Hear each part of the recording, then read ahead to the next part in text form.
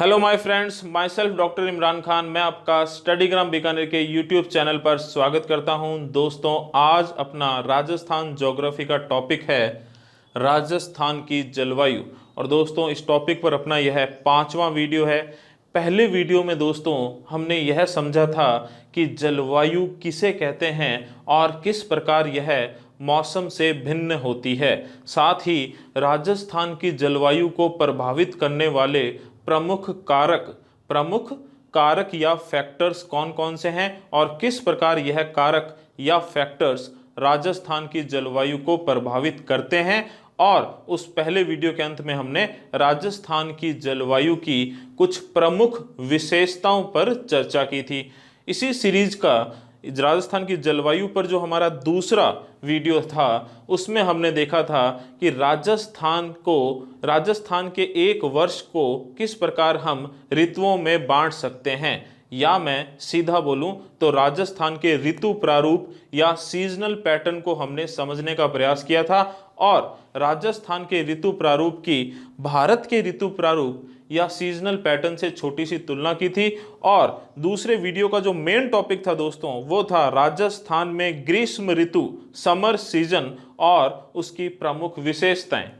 जो इसी सीरीज का तीसरा वीडियो था दोस्तों, उसमें फिर से हमने राजस्थान के ऋतु प्रारूप पर चर्चा की, लेकिन उस वीडियो का जो मेन टॉपिक था वो था राजस्थान में वर्षा ऋतु, रेनी सीजन और उसकी प्रमुख विशेषताएं। इसी सीरीज में जो चौथा वीडियो था, इस वीडियो से जस्ट पहले वाला वीडियो दोस्तों, उसमें हमने राजस्थान के ऋतु प्रारूप पर फिर से चर्चा की और जो पिछले वीडियोस में कुछ पॉइंट्स छूट गए थे उनको समझने का प्रयास किया। और जो मेन टॉपिक था वो था दोस्तों राजस्थान में शीत ऋतु और उसकी प्रमुख विशेषताएं। और साथ ही साथ जो पिछले वीडियोस में कुछ इंपॉर्टेंट पॉइंट्स छूट गए थे, जो विविध बिंदु छूट गए थे, वो भी हमने चौथे वीडियो में कवर किए। और राजस्थान में मुख्यतः जनवरी और जुलाई माह में अलग अलग स्थानों पर जो अलग अलग वायु दाब की स्थितियां उत्पन्न होती है, उनको भी हमने समझने का प्रयास किया। तो दोस्तों, इस प्रकार ये 4 वीडियोस अब तक बन चुके हैं। ये 5वां वीडियो है और इसके बाद एक लास्ट वीडियो, छठा वीडियो हो रहेगा राजस्थान की जलवायु पर। ठीक है दोस्तों, तो अब तक अगर आपने इससे पहले के वीडियोस नहीं देखे हैं तो उन्हें जरूर देखें। दोस्तों, आज के वीडियो में हम क्या समझेंगे? आज का जो वीडियो है दोस्तों, उसमें हम देखेंगे राजस्थान के विभिन्न जलवायुवीय क्षेत्र। साथ ही हम देखेंगे कि कॉपेन, थानवट और टिवर्थी जैसे विद्वानों ने विश्व को अलग अलग जलवायुवीय प्रदेशों में बांटा है और उन्हें संकेताक्षरों के माध्यम से व्यक्त किया है। ठीक है, लेकिन देखिए, मेन बात आप ध्यान रखना, कोपेन, थानवट या टिवर्थी ने राजस्थान को विभिन्न जलवायुवीय प्रदेशों में विभक्त नहीं किया। राजस्थान को विभक्त नहीं किया, किसको किया? विश्व को किया। किसके माध्यम से किया? संकेताक्षरों के माध्यम से किया। जैसे संकेताक्षर कैसे? जैसे ये मैंने यहां लिखे हुए ACDE, इस तरीके से आगे आप समझ जाओगे। ठीक है, लेकिन ये जो इनका अलग अलग वर्गीकरण है ना दोस्तों, इसे हम राजस्थान पर भी लागू कर सकते हैं। राजस्थान पर भी लागू कर सकते हैं। और इस वीडियो में हम राजस्थान के जलवायुवीय क्षेत्रों के साथ साथ कोपेन के वर्गीकरण को राजस्थान पर हम किस प्रकार लागू कर सकते हैं, यह समझने का प्रयास करेंगे। और जो इसका नेक्स्ट वीडियो आएगा दोस्तों, उसमें हम थानवट और टिवर्थी का जो वर्गीकरण है उसे राजस्थान पर लागू करने का प्रयास करेंगे और समझने का प्रयास करेंगे किस प्रकार थानवट और टिवर्थी जो है उनके वर्गीकरण को राजस्थान पर लागू कर सकते हैं। तो आई होप आपको समझ में आ गया होगा कि अपना वीडियो आगे कैसे बढ़ेगा। तो चलिए शुरू करते हैं दोस्तों। राजस्थान के जलवायुवीय क्षेत्र। देखिए दोस्तों, भारत की अगर बात करूं तो भारत जो है उसके ठीक मध्य से कर्क रेखा, ट्रॉपिक ऑफ कैंसर गुजरती है। ठीक है, कर्क रेखा या ट्रॉपिक ऑफ कैंसर से जो दक्षिण वाला भाग है दोस्तों, उसकी जो जलवायु है वो है उष्णकटिबंधीय जलवायु। ठीक है, ट्रॉपिकल जलवायु, ट्रॉपिकल क्लाइमेट। कर्क रेखा या ट्रॉपिक ऑफ कैंसर से उत्तर का जो भारत है उसकी जलवायु है दोस्तों उपोष्ण कटिबंधीय जलवायु या टेम्परेट क्लाइमेट। ठीक है, लेकिन संपूर्ण भारत की जलवायु को अगर एक शब्द में समझाना हो तो वो शब्द है मानसूनी जलवायु। क्या है? मानसूनी जलवायु। और राजस्थान की जलवायु भी भारतीय मानसूनी जलवायु का अभिन्न अंग है। ये दोस्तों याद रखना, भारतीय मानसूनी जलवायु का अभिन्न अंग है क्या? राजस्थान की जलवायु। इस पे अपने पहले भी चर्चा कर चुके हैं। तो राजस्थान की जलवायु की जब भी बात होगी तो उसमें मानसूनी शब्द जरूर आएगा, और कहीं ना कहीं राजस्थान की जलवायु को भी मानसूनी पवनें प्रभावित करती हैं, भले ही न्यून वर्षा होती हो। लेकिन अब देखिए राजस्थान की ओवरऑल जलवायु आपको मैं पहले भी डिफाइन कर चुका हूं, को क्या बोल सकते हैं हम? उपोष्ण मानसूनी जलवायु। क्यों कहते हैं? क्योंकि राजस्थान के दक्षिणी भाग से कर्क रेखा गुजरती है और राजस्थान का अधिकांश भाग उपोष्ण कटिबंधीय क्षेत्र में आता है। तो राजस्थान की जलवायु कैसी होगी? उपोष्ण कटिबंधीय जलवायु। लेकिन भारतीय मानसूनी जलवायु का अभिन्न अंग है, इसीलिए क्या बोलेंगे? उपोष्ण मानसूनी जलवायु। आई होप आपको समझ में आ गया होगा। लेकिन राज्य की जो स्थिति है, अक्षांशीय स्थिति मान लो या जो भी है, और धरातलीय विशेषताएं जो है, उसके आधार पर, इनके आधार पर राजस्थान में भिन्न भिन्न जलवायुवीय स्थितियां पाई जाती है। और आपको अच्छे से पता है कि राजस्थान को भौतिक आधार पर, भौगोलिक आधार पर 4 भागों में बांटा गया है और जलवायुवीय आधार पर 5 भागों में बांटा गया है। चलिए देखते हैं। देखिए दोस्तों, ये उत्तर पश्चिमी रेतीला मैदान, अरावली क्षेत्र, पूर्वी मैदान और दक्षिण पूर्वी पठारी क्षेत्र, ये तो है राजस्थान के 4 भौतिक प्रदेश। आपको अच्छे से याद है, ठीक है? उत्तर पश्चिमी रेतीला मैदान, अरावली क्षेत्र, पूर्वी मैदान और दक्षिण पूर्वी पठारी क्षेत्र। अब देखिए राजस्थान का जो भौतिक विभाजन है, ठीक है, जो भौगोलिक विभाजन है, वो मुख्यतः किसके आधार पर किया गया है? अरावली क्षेत्र के आधार पर। अरावली क्षेत्र के या अरावली पर्वत श्रेणी के पश्चिम का जो राजस्थान है वो कैसा है दोस्तों? मरुस्थलीय राजस्थान। और अरावली पर्वतीय क्षेत्र के पूर्व का जो राजस्थान है वो कैसा है? गैर मरुस्थलीय राजस्थान। तो राजस्थान 2 भागों में बंट गया। मरुस्थलीय राजस्थान जिसमें क्या आता है? उत्तर पश्चिमी रेतीला मैदान, और गैर मरुस्थलीय राजस्थान जिसमें पूर्वी मैदान और दक्षिण पूर्वी पठारी क्षेत्र आते हैं, और इनके बीच में अरावली क्षेत्र। ठीक है दोस्तों, बिल्कुल स्पष्ट हो गया। चलिए अब दोस्तों आपको अच्छे से याद होगा कि ये जो उत्तर पश्चिमी रेतीला मैदान है, इसे 25 सेंटीमीटर समवर्षा रेखा या isohyet line, 25 centimetre isohyet line 2 भागों में बांट देती है। शुष्कतम मरुस्थल और अर्ध शुष्क मरुस्थल, जिसे राजस्थान बांगड़ भी कहते हैं। ठीक है दोस्तों, तो ये जो शुष्कतम मरुस्थल वाला क्षेत्र है, इसकी जलवायु कैसी होगी? शुष्क जलवायु। और अर्ध शुष्क मरुस्थलीय क्षेत्र है, उसकी जलवायु कैसी होगी? अर्ध शुष्क जलवायु। Arid, semi arid. ये कैसा क्लाइमेट होगा? Arid climate. ये कैसा? Semi arid climate. तो देखिए ये होगी 2 जलवायुवीय क्षेत्र। अब देखिए जो अरावली क्षेत्र है उसकी जलवायु कैसी होगी? उप आर्द्र जलवायु, सब ह्यूमिड क्लाइमेट। इसके बाद पूर्वी मैदान की होगी आर्द्र जलवायु, ह्यूमिड क्लाइमेट, और दक्षिण पूर्वी पठारी क्षेत्र की जो जलवायु होगी वो होगी अति आर्द्र, वेरी ह्यूमिड। तो इस प्रकार हम समझ सकते हैं कि राजस्थान को 5 जलवायुवीय क्षेत्रों में बांटा जा सकता है। शुष्क जलवायुवीय क्षेत्र, अर्ध शुष्क जलवायुवीय क्षेत्र, उप आर्द्र जलवायुवीय क्षेत्र, आर्द्र जलवायुवीय क्षेत्र और अति आर्द्र जलवायुवीय क्षेत्र। और इसके आधार पर हम कह सकते हैं कि राजस्थान में हम उत्तर पश्चिम से दक्षिण पूर्व की ओर बढ़ेंगे या पश्चिम से पूर्व की ओर बढ़ेंगे तो आर्द्रता में वृद्धि होती जाती है, ह्यूमिडिटी बढ़ती चली जाती है, वर्षा की मात्रा में बढ़ोतरी होती चली जाती है। तो ठीक है दोस्तों, आप बिल्कुल स्पष्ट हो गया किस प्रकार राजस्थान को 5 जलवायुवीय क्षेत्रों में बांटा गया है और ओवरऑल जलवायु कैसी होगी? उपोष्ण मानसूनी जलवायु। आई होप समझ में आ गया ये सारा। चलिए आगे बढ़ते हैं।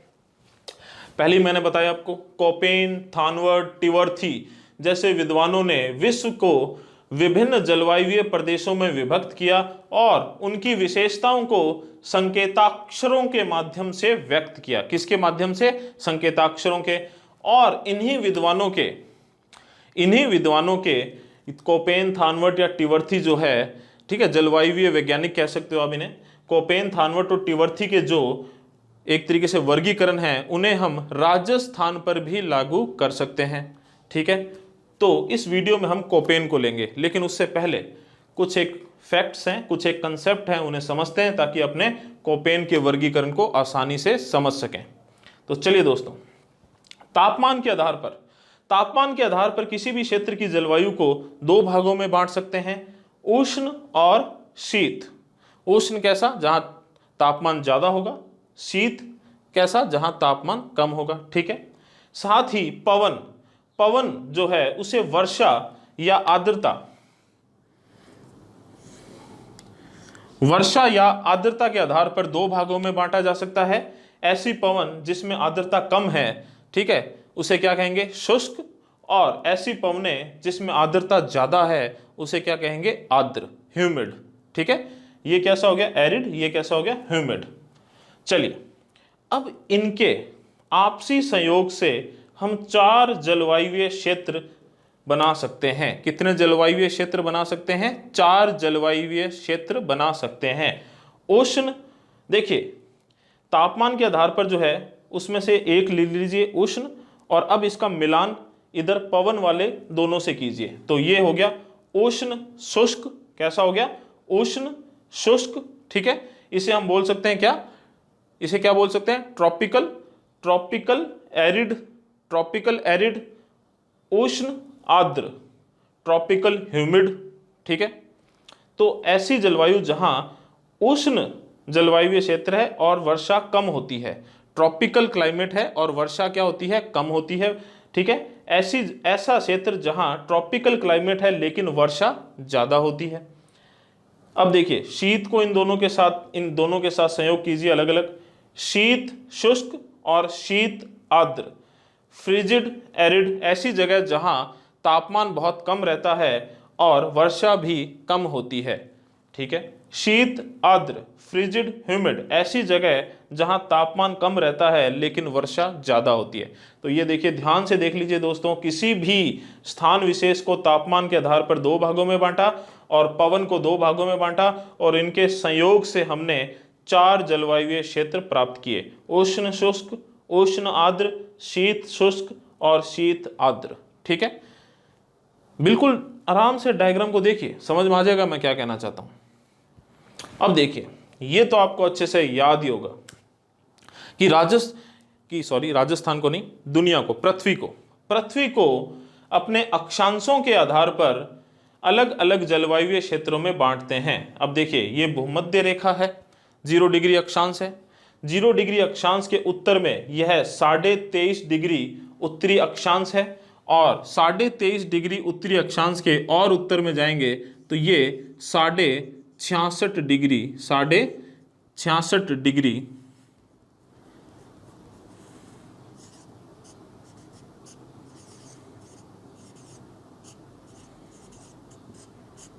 उत्तरी अक्षांश है, और ये 90 डिग्री है जो उत्तरी ध्रुव हो गया। इसी प्रकार 0 डिग्री अक्षांश या भूमध्य रेखा के दक्षिण में जाएंगे तो यह 23.5 डिग्री दक्षिणी अक्षांश है, और इसके और दक्षिण में यह 66.5 डिग्री दक्षिणी अक्षांश है, और यह दक्षिणी ध्रुव है 90 डिग्री। ठीक है दोस्तों, ये क्या है भाई? 23.5 डिग्री उत्तरी अक्षांश को क्या बोलते हैं दोस्तों? कर्क रेखा या ट्रॉपिक ऑफ कैंसर। और 23.5 डिग्री दक्षिणी अक्षांश को क्या बोलते हैं दोस्तों? मकर रेखा या ट्रॉपिक ऑफ कैप्रिकॉन। और आपको अच्छे से पता है, पृथ्वी का केवल यही भाग सूर्य की सीधी किरणें प्राप्त करता है। पिछले वीडियोस पे हम इस पे अच्छे से चर्चा कर चुके हैं, और अक्षांश और देशांतर पर जब हम अलग से वीडियो बनाएंगे तो इसे और अच्छे से समझ लेंगे। तो पृथ्वी का केवल यही भाग सूर्य की सीधी किरणें प्राप्त करता है, इसी कारण वर्ष भर गर्म रहता है, और यहाँ की जलवायु कैसी हो जाएगी? उष्ण। इसीलिए इसे उष्ण कटिबंधीय क्षेत्र कहते हैं। यहाँ की जलवायु कैसी हो जाएगी? उष्ण जलवायु। तो ये क्या है? उष्ण कटिबंधीय क्षेत्र। और इंग्लिश में क्या बोलेंगे इसे? क्योंकि ये देखिए tropic of cancer, tropic of capricorn, तो दोनों ट्रॉपिक्स के बीच का ट्रॉपिकल जोन या ट्रॉपिकल क्लाइमेट जोन। ठीक है। अच्छा दोस्तों, 66.5 डिग्री उत्तरी अक्षांश को लीजिए पहले, और 66.5 डिग्री दक्षिणी अक्षांश को लीजिए। 66.5 डिग्री उत्तरी अक्षांश जो है ये क्या कहलाती है? आर्कटिक रेखा। और 66.5 डिग्री दक्षिणी अक्षांश क्या कहलाती है? एंटार्क्टिक रेखा। तो आर्टिक लाइन और एंटार्क्टिक लाइन, ये आर्टिक लाइन के उत्तर का जो भाग है उत्तरी ध्रुव तक, ये वर्ष भर कैसा रहता है दोस्तों? ठंडा रहता है, तापमान कम रहता है, अधिकांश स्थानों पर क्षेत्रों में बर्फ जमी रहती है। तो ये कौन सा, ये कैसा जलवायु क्षेत्र हो जाएगा? शीत कटिबंधीय क्षेत्र या फ्रिजिड जोन। शीत कटिबंधीय क्षेत्र, फ्रिजिड जोन।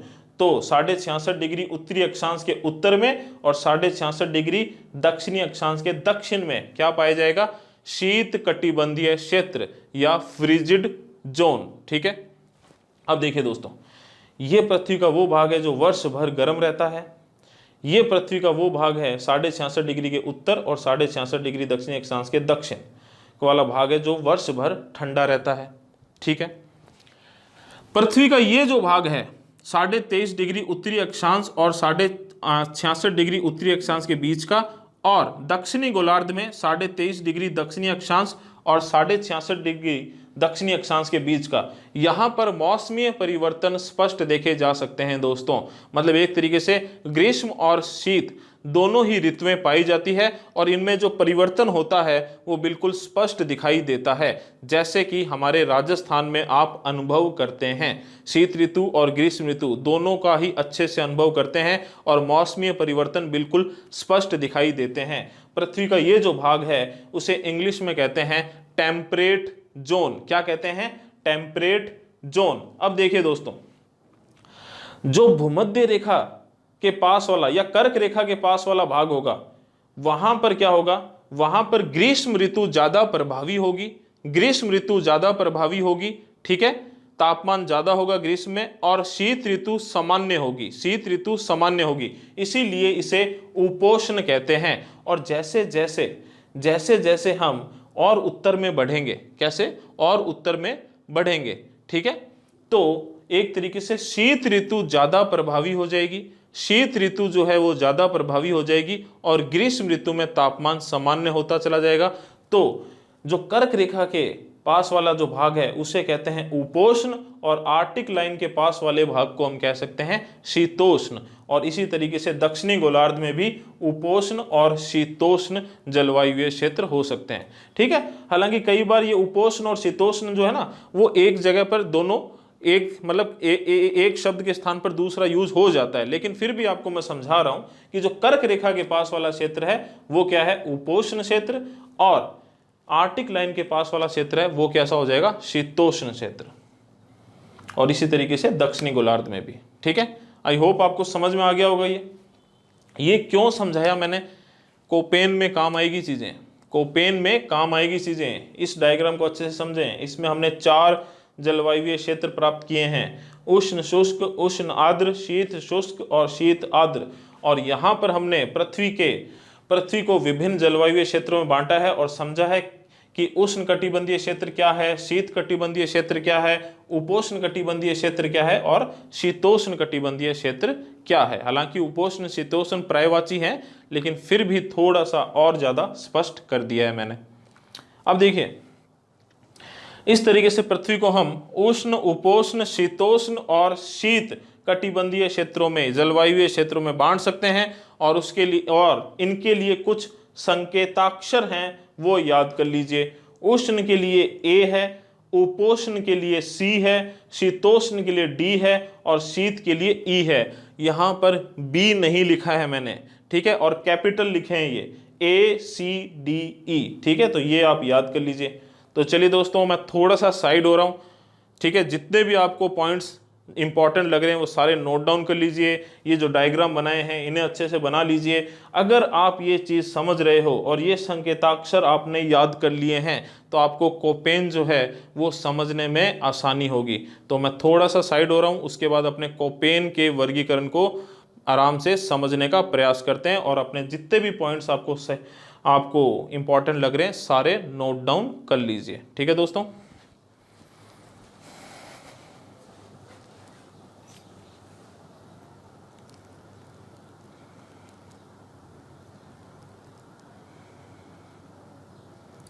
तो चलिए फ्रेंड्स, वीडियो को आगे बढ़ाते हैं और अब अपने करते हैं कोपेन का वर्गीकरण। जैसा कि मैंने पहले भी बताया था कि कोपेन ने विश्व को विभिन्न जलवायु प्रदेशों में विभक्त किया है और उन्हें विभिन्न संकेताक्षरों के माध्यम से दर्शाया है। ठीक है दोस्तों। अच्छा, कुछ बातें आप जरूर ध्यान रखें। कोपेन का जो वर्गीकरण है उसका मुख्य आधार है दोस्तों वनस्पति। क्या है? वनस्पति। दूसरी बात, कोपेन ने राजस्थान को विभिन्न जलवायु प्रदेशों में नहीं बांटा है। कोपेन ने विश्व को विभिन्न जलवायु प्रदेशों में बांटा है। अपने क्या कर रहे हैं, कोपेन का जो वर्गीकरण है विश्व के संदर्भ में उसे राजस्थान पर लागू कर रहे हैं, उसे राजस्थान पर लागू कर रहे हैं। एग्जाम्स में इससे रिलेटेड क्वेश्चन आते हैं तो अपने को कुछ नहीं करना है, अपने को एक कंसेप्ट बनाना है, इसको समझना है और उसके बाद में इसको भले ही आप रट लेना, लेकिन पहले अपने इसे समझेंगे। ठीक है। तो थोड़ा सा बस अपना 10 मिनट मुझे दे दीजिए फ्रेंड्स। ठीक है। इस यहाँ पर फोकस कर लीजिए, जो मैं बोल रहा हूँ वो चीज़ें थोड़ा सा दिमाग में बिठा लीजिए, आपको कोपेन का वर्गीकरण अच्छे से समझ में आ जाएगा। याद क्या करना पड़ेगा? याद आपको ये जो स्थान विशेष या जिला विशेष अलग अलग जलवायु प्रदेशों में आते हैं इनको याद करना पड़ेगा। ठीक है। और वो भी आपको नक्शा याद है तो वो भी आसानी से याद हो जाएगा आपको। तो चलिए शुरू करते हैं दोस्तों। मैंने आपको बताया था अभी कि पृथ्वी को इस प्रकार विभिन्न जलवायु प्रदेशों में बांटा जा सकता है अक्षांशों की सहायता से। ठीक है। ये 0 डिग्री है। ठीक है। ये 0 डिग्री है। इसके दक्षिण में 23.5 डिग्री दक्षिणी अक्षांश और इसके उत्तर में 23.5 डिग्री उत्तरी अक्षांश, मतलब कर्क रेखा और मकर रेखा के बीच का जो भाग है वो उष्ण कटिबंधीय क्षेत्र आता है, ट्रॉपिकल जोन कहलाता है। ठीक है। इसके बाद जैसे ही अपने 23.5 डिग्री से उत्तर में जाते हैं एक तरीके से उपोष्ण या शीतोष्ण कटिबंधीय क्षेत्र शुरू हो जाता है। ठीक है।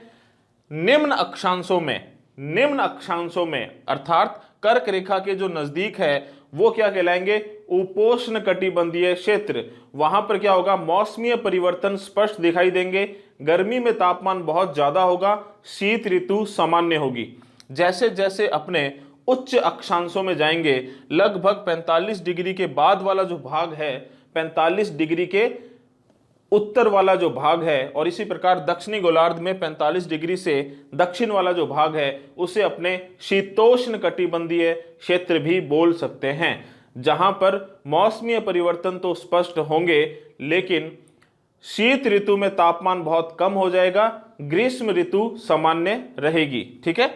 और इसके बाद 66.5 डिग्री उत्तरी अक्षांश और इसी प्रकार दक्षिण में 66.5 डिग्री दक्षिणी अक्षांश, आर्कटिक रेखा और एंटार्क्टिक रेखा, इनसे उत्तर और इनसे दक्षिण में जाने पर कौन सा कटिबंधीय क्षेत्र आएगा? शीत कटिबंधीय क्षेत्र आ जाता है।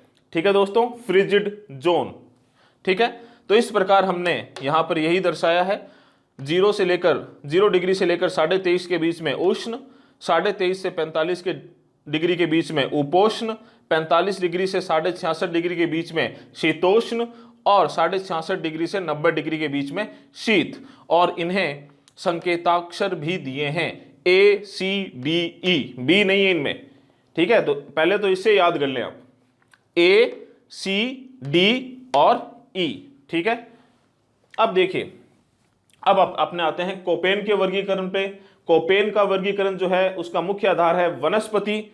ठीक है। और इसने 5 भागों में, शुरुआत में 5 भागों में विभक्त किया है। जलवायु प्रदेश मान लीजिए, चाहे इसने वनस्पति को 5 भागों में विभक्त किया है, चाहे जलवायु प्रदेश 5 इसने दर्शाए हैं। कौन कौन से? उष्ण, शुष्क, उपोष्ण, शीतोष्ण और शीत। तो ये उष्ण, उपोष्ण, शीतोष्ण और शीत, तो यहां पर आपको पता ही है एक नया है कौन सा, शुष्क। और शुष्क कौन सा है, जहां पर 50 सेंटीमीटर तक औसत वार्षिक वर्षा होती है, ऐसे क्षेत्र को कोपेन ने शुष्क क्षेत्र माना है।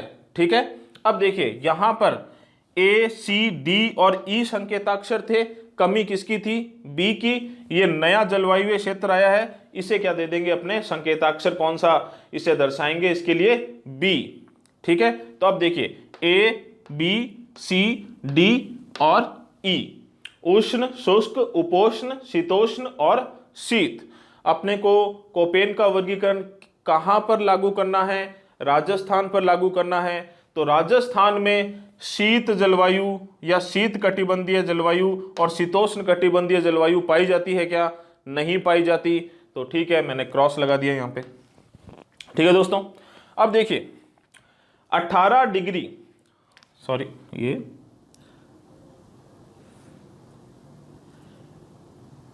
18 डिग्री सेल्सियस, थोड़ा सा इसे दर्शा देता हूं मैं।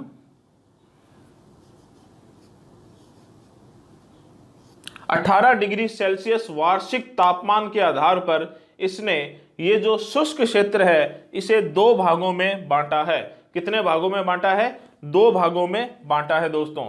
एक तो है शीत जिसे कोल्ड कहा है, और एक है उष्ण जिसे हॉट कहा है। ये शीत और ये शीत अलग है। ये शीत कौन से क्षेत्र में आता है, शुष्क क्षेत्र में आता है। ठीक है, 18 डिग्री सेंटीग्रेड वार्षिक तापमान, तो 18 डिग्री सेंटीग्रेड से कम वाला जो है ये किस तरीके से बांटा है, 18 डिग्री सेंटीग्रेड से कम वार्षिक तापमान वाला क्षेत्र शीत और ज्यादा वाला उष्ण या हॉट। ठीक है, देखिए अब इसके लिए स्मॉल के और इसके लिए स्मॉल एच इसने सिंबल दिए हैं, संकेताक्षर दिए हैं। ये इसने शुष्क को दो भागों में बांटा है, उष्ण और शीत। किसके आधार पर, 18 डिग्री सेंटीग्रेड वार्षिक तापमान के आधार पर, और संकेताक्षर क्या है, स्मॉल एच और स्मॉल के। ठीक है, तो राजस्थान में यह क्षेत्र पाया ही नहीं जाता।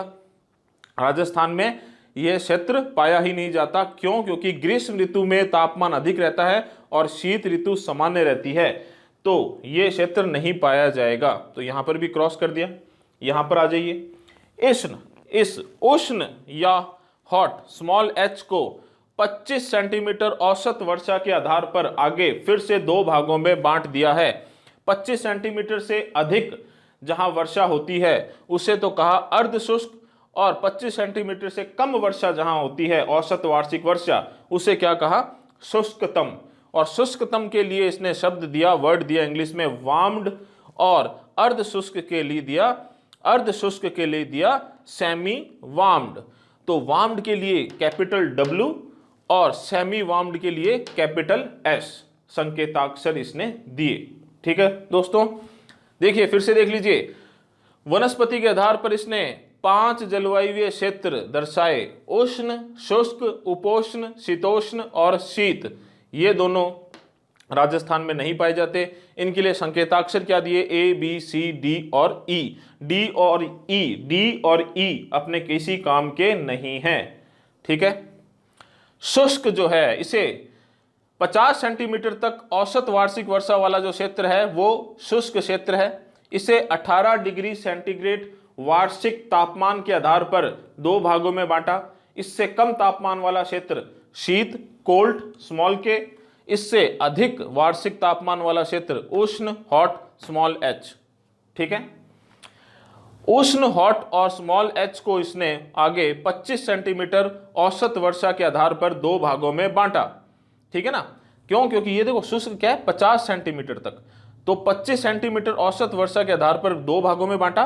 25 सेंटीमीटर से कम वर्षा वाला क्षेत्र क्या कहलाएगा, शुष्कतम, वार्म्ड, कैपिटल W, और 25 सेंटीमीटर से अधिक मतलब 25 से लेकर 50 सेंटीमीटर वाला वर्षा क्षेत्र क्या कहलाएगा, अर्ध शुष्क, सेमी वार्म्ड, कैपिटल S। ठीक है, अब ये दो क्षेत्र और अलग से याद करने हैं। यह है स्मॉल W, देखिए थोड़ा सा ध्यान देना, यह है कैपिटल, यह है स्मॉल W है ये। विंटर इज एरिड, ऐसा क्षेत्र जहां शीत ऋतु शुष्क होती है। ठीक है, स्मॉल W से दर्शाएंगे। और यह है small G, Ganga type forest, Ganga नदी के आसपास का जो क्षेत्र है वहां के वन क्षेत्र है मुख्यतः पतझड़ वन। कौन से वन? पतझड़ वन। और इसको किससे दर्शाएंगे? स्मॉल जी से। अच्छा, एक चीज ध्यान रखना, अगर कहीं भी ये कैपिटल सी आता है, उपोष्ण आता है, तो उसके साथ जी हमेशा आएगा, उसके साथ जी हमेशा आएगा। ये आप अपने दिमाग में बिठा लो। तो देखिए, पतझड़ वन आपको याद आ रहा होगा, हमने एक टेबल की थी, उसमें राजस्थान के कौन से क्षेत्र में दर्शाए थे कि यहाँ पर पतझड़ वन पाए जाते हैं। ऐसे ही आपको याद आ रहा होगा 25 सेंटीमीटर से लेकर 50 सेंटीमीटर तक का वर्षा क्षेत्र, 25 सेंटीमीटर से कम वर्षा क्षेत्र। ऐसा राजस्थान की जलवायु में अपने को कोई ना कोई क्षेत्र याद जरूर आ रहे होंगे। तो चलिए अब अपने कोपेन के वर्गीकरण को राजस्थान पर लागू करने की कोशिश करते हैं, याद करते हैं। तो देखिए, कोपेन के अनुसार, कोपेन का जो वर्गीकरण है उसे अगर अपने राजस्थान पे लागू करें तो इस प्रकार 4 जलवायुवीय क्षेत्र हमारे सामने आते हैं। कितने क्षेत्र? 4 जलवायुवीय क्षेत्र हमारे सामने आते हैं। सबसे पहले इसकी बात करते हैं, इस क्षेत्र की बात करते हैं। तो यह क्षेत्र कैसा होगा? 25 सेंटीमीटर से कम वर्षा वाला क्षेत्र होगा कि नहीं होगा? होगा। 25 सेंटीमीटर से कम वार्षिक वर्षा वाला क्षेत्र होगा क्या? होगा। तो क्या होगा? शुष्कतम। तो मैंने लिखा है शुष्कतम। ऊपर जाएंगे, देखिए यहां से ऊपर उठना है अब अपने को। तो इसके बाद कैसा क्षेत्र होगा? उष्ण क्षेत्र होगा कि शीत क्षेत्र होगा? उष्ण क्षेत्र होगा। ठीक है, उष्ण क्षेत्र होगा। उसके बाद में यहां से और ऊपर जाएंगे तो कैसा क्षेत्र होगा? शुष्क होगा, अपने ने किया हुआ है। तो शुष्कतम, उष्ण और शुष्क क्षेत्र होगा। शीत ऋतु यहां पर कैसी होगी? शीत ऋतु में बारिश ज्यादा होती है कि कम होती है? बहुत ही कम होती है। कोई मावट की हल्की फुल्की बारिश हो जाए तो ठीक है। तो शीत ऋतु कैसी होगी? शुष्क होगी। तो इसके आधार पर देख लो दोस्तों, बी शुष्क क्षेत्र वाला बी आ गया। उसके बाद में डब्लू शुष्कतम वाला कैपिटल डब्लू आ गया। उसके बाद में एच उष्ण क्षेत्र वाला एच आ गया। तो कौन से इस टेबल में, इस पूरे डायग्राम में अपने देखेंगे तो यह क्षेत्र किस में आता है? शुष्क में आता है, शुष्क के शुष्कतम में आता है और उष्ण में आता है। तो वो सारे संकेताक्षर वहां पे दिए हुए हैं। और शीत ऋतु कैसी है? शीत ऋतु कैसी है? शुष्क है। तो ये संकेताक्षर भी यहां पर अपने ने लिख दिया। तो ये क्षेत्र क्या कहलाएगा? BWHW क्षेत्र। ठीक है दोस्तों, चलिए आगे बढ़ते हैं। इस क्षेत्र की बात करते हैं, यह क्षेत्र अगर आपको याद आ रहा हो तो कैसा क्षेत्र है? यह 25 सेंटीमीटर वर्षा रेखा से पूर्व का क्षेत्र और अरावली से पश्चिम का क्षेत्र है। तो आपके दिमाग में थोड़ा सा आ रहा होगा कि 25 सेंटीमीटर से 50 सेंटीमीटर वार्षिक वर्षा, औसत वार्षिक वर्षा वाला क्षेत्र है। ठीक है, तो कैसा क्षेत्र? अर्ध शुष्क, 25 से 50 सेंटीमीटर वार्षिक वर्षा, अर्ध शुष्क क्षेत्र है, सेमी वार्म्ड है। तो सेमी वार्म्ड है। उसके बाद उष्ण है, देखिए अर्ध शुष्क है, उष्ण है, शुष्क क्षेत्र में आता है। ये इस तरीके से चला जाएगा। ये वाला क्षेत्र देखिए, ये वाला क्षेत्र कैसा है? शुष्क, उष्ण, शुष्कतम। ये वाला क्षेत्र कैसा है? शुष्क, शुष्क, उष्ण, अर्ध शुष्क। ठीक है, तो उसी हिसाब से हमने संकेताक्षर लिए हुए हैं। शीत ऋतु कैसी होगी? शीत ऋतु यहां पर भी शुष्क होगी। शीत कैसी होगी? शुष्क होगी। वर्षा कम होती है शीत ऋतु में, तो ये स्मॉल डब्ल्यू भी ले लेंगे। तो यहां के संकेताक्षर क्या होंगे? BSHW। ठीक है दोस्तों, आई होप आपके समझ में आया होगा, थोड़ा सा दिमाग में बैठा होगा। चलिए ये तीसरा क्षेत्र लेते हैं। अब देखिए थोड़ा सा यहां पर अपने को एक कंसेप्ट बनाना पड़ेगा। राजस्थान में दक्षिणी भाग से कर्क रेखा गुजरती है। कर्क रेखा के जस्ट उत्तर में कौन सा क्षेत्र है? उपोष्ण। तो आप इसको इस तरीके से याद रखें, मान लीजिए ये कर्क रेखा है, कर्क रेखा के उत्तर में कौन सा भाग होता है? उपोष्ण भाग। कौन सा भाग है? उपोष्ण। तो ये कौन सा क्षेत्र है? उपोष्ण क्षेत्र। ठीक है, सी आ गया तो जी ऑटोमेटिकली साथ में आएगा। पतझड़ वन यहां पाए जाएंगे। और आपको अच्छे से पता है ये राजस्थान खादर क्षेत्र है, ठीक है, नवीन जलोढ़ मिट्टी से बना हुआ क्षेत्र है, पूर्वी मैदान है, यहां पर पतझड़ वन प्रकार की वनस्पति पाई जाती है, अपने ने पहले से ही याद कर रखा है। तो ठीक है दोस्तों, ये क्षेत्र कैसा है, उपोष्ण है तो गंगा टाइप फॉरेस्ट, पतझड़ वन यहां पर पाए जाएंगे। शीत ऋतु कैसी होगी, पूरे राजस्थान में ही शीत ऋतु शुष्क होती है, तो यहां पर भी शीत ऋतु शुष्क ही होगी। तो देखिए इसमें कौन से संकेताक्षर आ जाएंगे, फिर सी आ जाएगा, सी के साथ ऑटोमेटिकली जी आता ही है, और शीत ऋतु कैसी है, शुष्क, तो CWG याद हो गया। चलिए अब आते हैं अपने सबसे दक्षिणी भाग पर। अब देखिए दोस्तों, इसको किस तरीके से याद रखना है आपको।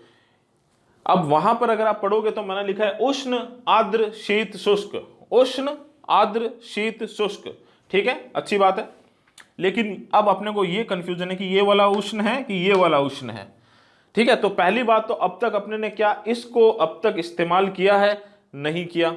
दूसरा देखिए ये क्षेत्र लगभग कहां पर है, यहां उपोष्ण और उष्ण के आसपास ही है, क्योंकि राजस्थान का दक्षिणी भाग है, कर्क रेखा गुजरती है, तो कर्क रेखा की वजह से यह क्षेत्र थोड़ा बहुत उष्ण कटिबंधीय क्षेत्र में भी आता है। यह कंसेप्ट अपने दिमाग में बिठा लीजिए। और कर्क रेखा के आसपास का क्षेत्र उष्ण कटिबंधीय क्षेत्र होगा, ठीक है, पहली बात। और अब तक अपने इस संकेताक्षर को इस्तेमाल भी नहीं किया है, जबकि यह भी राजस्थान में पाया जाएगा। तो ये वाला जो उष्ण है वो कौन सा उष्ण है, ये वाला उष्ण कटिबंधीय क्षेत्र वाला, ठीक है, कर्क रेखा के आसपास वाला क्षेत्र। चलिए तो ये कैसा हो गया, उष्ण कटिबंधीय क्षेत्र हो गया, ठीक है। अपने को अच्छे से पता है दोस्तों, अपने को बिल्कुल अच्छे से पता है यहां पर दक्षिणी राजस्थान और दक्षिण पूर्वी राजस्थान में वर्षा क्या होती है, वर्षा अधिक होती है। तो ये कैसा है, उष्ण आर्द्र। लेकिन शीत ऋतु में वर्षा कैसी होती है, शीत ऋतु में वर्षा कम होती है, तो शीत शुष्क। तो एक दो छोटे से इसके संकेताक्षर बनेंगे, दो केवल बनेंगे, ए और डब्ल्यू। कैपिटल ए इसको उष्ण जलवायु क्षेत्र दर्शाएगा, और डब्ल्यू यहां पर यह दर्शाएगा कि शीत ऋतु शुष्क होती है। तो आई होप आपको यह समझ में आ गया होगा। ज्यादा डिटेल में नहीं जाना दोस्तों, अपने को केवल यहां से छोटा सा कंसेप्ट बिठाना है और यहां पर लागू कर देना है। कोपेन के वर्गीकरण में बहुत ज्यादा डिटेल में नहीं जाना, क्योंकि क्वेश्चन जो आएगा वो ज्यादातर ये आता है कि ये संकेताक्षर कौन से भाग को दर्शाते हैं, या फिर आपसे हो सकता है राजस्थान के पर्टिकुलर जिले या भाग पूछ लें। तो फिर से थोड़ा सा देखते हैं, ये जो पहला भाग है BWHW, देखिए ध्यान से देखिए, ये किस में आएगा, शुष्क में आएगा। शुष्क के अंदर ये किस में आएगा, शुष्कतम में आएगा, और उष्ण में आएगा। तो ये इस तरीके से आपको याद रखना है, ठीक है, शुष्क, उष्ण और शुष्कतम। और शीत ऋतु कैसी होगी, शीत ऋतु कैसी होगी, शुष्क होगी, इसलिए क्या होगा, BWHW, ठीक है। और इसमें कौन कौन से क्षेत्र आएंगे दोस्तों, जैसलमेर, ये देखिए यहां पर मैंने दर्शाए हैं, जैसलमेर, बीकानेर, गंगानगर, हनुमानगढ़ और चूरू जिले मुख्यतः आएंगे इसमें। क्योंकि देखिए चूरू यहां पर नहीं है, लेकिन चूरू में जलवायु इसी प्रकार की है, इसलिए आपको थोड़ा सा याद रखना है। देखिए नक्शे के अंदर आपको थोड़ा सा क्या है, अलग चीजें आएगी, और यहां पर हो सकता है आपको थोड़े से जिले ऐसे आ जाएं जो आपको याद करने पड़ेंगे, ठीक है। तो ऑथेंटिक बुक्स वगैरह में ये जो जिले हैं वो BWHW में दर्शाए हैं, तो थोड़ा सा आपको याद करना पड़ेगा। अगर नक्शे में आ गया तो आप आराम से ही कर दोगे, क्योंकि नक्शे में आपको पता है 25 सेंटीमीटर समवर्षा रेखा से पश्चिम वाला भाग BWHW होगा। थोड़े से बस ये याद करने पड़ेंगे। बीकानेर और जैसलमेर तो आपको याद हो जाएंगे, यहीं पर पढ़ते हैं। थोड़े से आपको ये याद करने पड़ेंगे, गंगानगर, हनुमानगढ़ और चूरू, ठीक है दोस्तों। चलिए आगे बढ़ते हैं। दूसरा क्षेत्र कैसा है भाई, इसी में है, शुष्क में है, ठीक है, लेकिन 25 से 50 सेंटीमीटर वर्षा औसत वार्षिक वर्षा वाला क्षेत्र है। तो कैसा होगा, अर्ध शुष्क होगा और उष्ण होगा। तो BSH, और शीत ऋतु कैसी होगी, शुष्क होगी, तो BSHW, ठीक है। आई होप आपको याद हो गया, BSHW अरावली के पश्चिम का क्षेत्र। तो आपको अच्छे से पता है अरावली के पश्चिम का क्षेत्र। और भी ज्यादा स्पष्ट करना है तो अरावली के पश्चिम का क्षेत्र या फिर 25 सेंटीमीटर वार्षिक वर्षा, ठीक है, 25 सेंटीमीटर सम वर्षा, सॉरी 25 सेंटीमीटर सम वर्षा से जो रेखा है उससे पूर्व का और अरावली से पश्चिम का, इन दोनों के बीच का जो भाग है मुख्यतः हम इसकी बात कर रहे हैं। ठीक है दोस्तों, चलिए अगला CWG। तो आपको अच्छे से पता है कैसे याद करना है। कर्क रेखा से जस्ट उत्तर में कौन सा क्षेत्र आता है? उपोष्ण क्षेत्र आता है। C आ गया तो G ऑटोमेटिकली इसके साथ जाएगा, ऑटोमेटिकली इसके साथ आएगा, तो C और G तो आएंगे ही। शीत ऋतु कैसी? शुष्क, तो CWG। ठीक है, उपोष्ण, शीत, शुष्क, पतझड़, वन। कौन कौन से क्षेत्र आते हैं इसमें? पूर्वी और मध्य राजस्थान का अरावली के पूर्व का भाग। लेकिन आप समझ गए होंगे कि इसे अपने पूर्वी मैदान भी बोलते हैं, तो मुख्यतः पूर्वी मैदानी क्षेत्र। और इस तरीके से भी याद रखें, पूर्वी और मध्य राजस्थान का अरावली के पूर्व का भाग। ठीक है दोस्तों, चलिए लास्ट पे आते हैं AW पर। तो अब तक अपने ने इस संकेताक्षर को इस्तेमाल नहीं किया है तो ये यहां पर इस्तेमाल में आएगा। दूसरी बात, कर्क रेखा के आसपास वाला क्षेत्र उष्णकटिबंधीय जलवायु क्षेत्र जैसा ही होगा, इसलिए वहां की जलवायु कैसी है? उष्ण आर्द्र है, अपने को पता है, याद रखना है। तो उष्ण आर्द्र, क्योंकि वर्षा ऋतु में वर्षा बहुत अधिक होती है, लेकिन शीत ऋतु कैसी पाई जाती है? शुष्क पाई जाती है। तो उष्ण आर्द्र, शीत शुष्क, उष्ण A और शीत शुष्क W, AW। बस AW में कौन कौन से आएंगे दोस्तों? तो आपको अच्छे से पता है, दक्षिणी राजस्थान, डूंगरपुर, बांसवाड़ा, दक्षिणी चित्तौड़गढ़ और झालावाड़। ठीक है दोस्तों, तो आपको ये जिले जो है वो याद रखने हैं। आपको दिक्कत बस यही है, गंगानगर, हनुमानगढ़ और चूरू को बस आपको इसमें अलग से याद रखना है। तो आई होप आपको अगर ये टेबल, ये जो मैंने दर्शाया है डायग्राम, ये अगर आपको अच्छे से याद हो गई है, ये छोटी सी टेबल याद हो गई है, तो आपको कुछ नहीं करना, यहाँ से अपने कंसेप्ट बनाए हैं अपने ने कुछ, और वो राजस्थान के नक्शे पर क्या करने हैं? लागू करने हैं। और आपको कोपेन का वर्गीकरण समझ में आ जाएगा, उसके बाद भले ही इसको रट लेना। ठीक है दोस्तों, तो आई होप आपको आज का वीडियो पसंद आया होगा दोस्तों। और अगर आपने ध्यान दिया है अच्छे से, और अगर अभी नहीं ढंग से देखा है तो वापस थोड़ा सा रिवाइंड करके देख लेना, आपको कोपेन का वर्गीकरण आराम से समझ में आ जाएगा, कोई बड़ी बात नहीं है। तो मैंने अपना प्रयास किया है आपको कोपेन का वर्गीकरण समझाने का। अगर आपको अच्छा लगा आज का वीडियो, बातें समझ में आई है, तो लाइक जरूर करें, लाइक में कंजूसी मत करना दोस्तों। और चैनल सब्सक्राइब नहीं किया है तो चैनल को सब्सक्राइब करें, बेल आइकन को प्रेस करें, ताकि जैसे ही नया वीडियो आए हाथों हाथ आपके पास नोटिफिकेशन पहुंच जाए दोस्तों। आपके जितने भी फ्रेंड्स हैं, फैमिली मेंबर्स हैं जो RPC एग्जाम्स की तैयारी कर रहे हैं या राजस्थान के बारे में जानने के इच्छुक हैं, उनसे हमारे चैनल का लिंक जरूर शेयर करें दोस्तों। आपके जो भी सुझाव है, कोई बात अच्छी लगी है, कोई मुझसे गलती हो गई है, या आपको कोई क्वेश्चन पूछना है, हो सकता है अपने आगे चलकर क्वेश्चन एंड आंसर का एक अलग सेगमेंट भी बनाएं, और अब हर हफ्ते एक वीडियो मैं उसी पर लेके आऊँ। तो आपको जो भी क्वेश्चंस पूछने हैं वो कमेंट बॉक्स में पूछें, चाहे अपने व्हाट्सएप ग्रुप में पूछें, चाहे पर्सनली मुझे मैसेज करके पूछें दोस्तों। तो कमेंट बॉक्स में भी आपका कोई भी सुझाव है या आपको कोई भी बात अच्छी लगी तो ज़रूर कमेंट बॉक्स में उस बात को लिखें दोस्तों। ठीक है दोस्तों, और दोस्तों कोरोना संकट का समय है, अपनी सेफ्टी रखें, बिना बात के घर से या बिना किसी बड़े कारण के घर से बाहर ना निकलें, खुद की सेफ्टी रखें दोस्तों, और अपने परिवार को सेफ रखें। और अब मैं साइड हो रहा हूँ, इस सारा जितना भी मैंने लिखा हुआ है इसमें जो जो इंपॉर्टेंट लग रहा है आप नोट डाउन कर लीजिए, और मिलते हैं अपने नेक्स्ट वीडियो में। Thank you.